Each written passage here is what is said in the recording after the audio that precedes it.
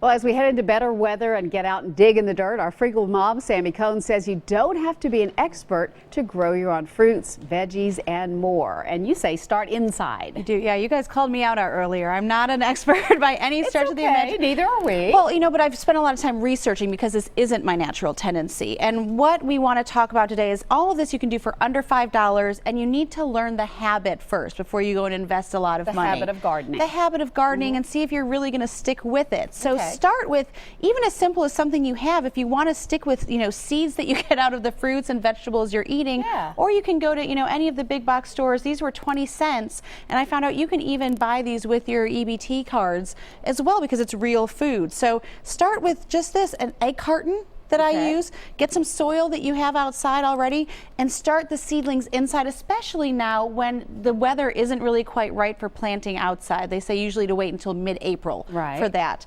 This is even something that you can get. It's kind of homemade seedlings if you don't want to go through saving everything. This is again under $5.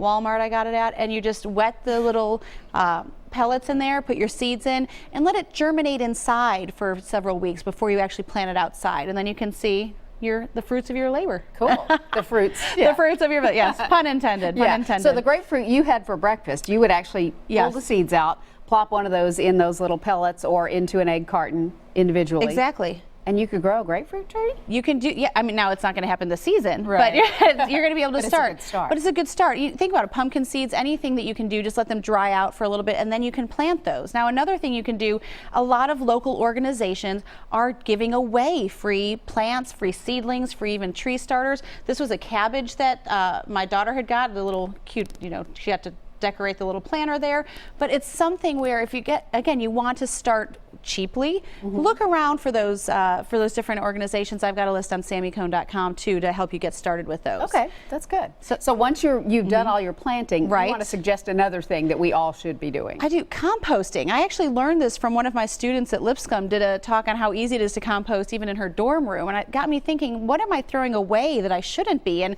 I mean, for someone that's a little cheap like me that doesn't want to spend a lot of money on a lot of garbage bags, right? We just bought a garbage can at a big box store and drilled holes in it. It was $9.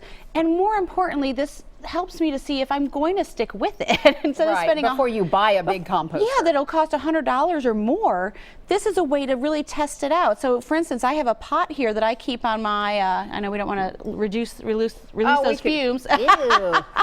Yeah. But I just keep this on my on my counter, and it's all of these things. These little the rinds from fruit. This was from our breakfast this morning. Eggshells, strawberries.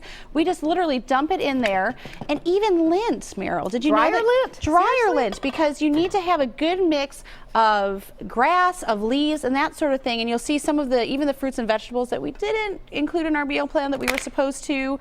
Tea bags. Yep. Now, typically you want to actually cut them up a little smaller, but that's okay. For the sake of TV, we'll throw it in there.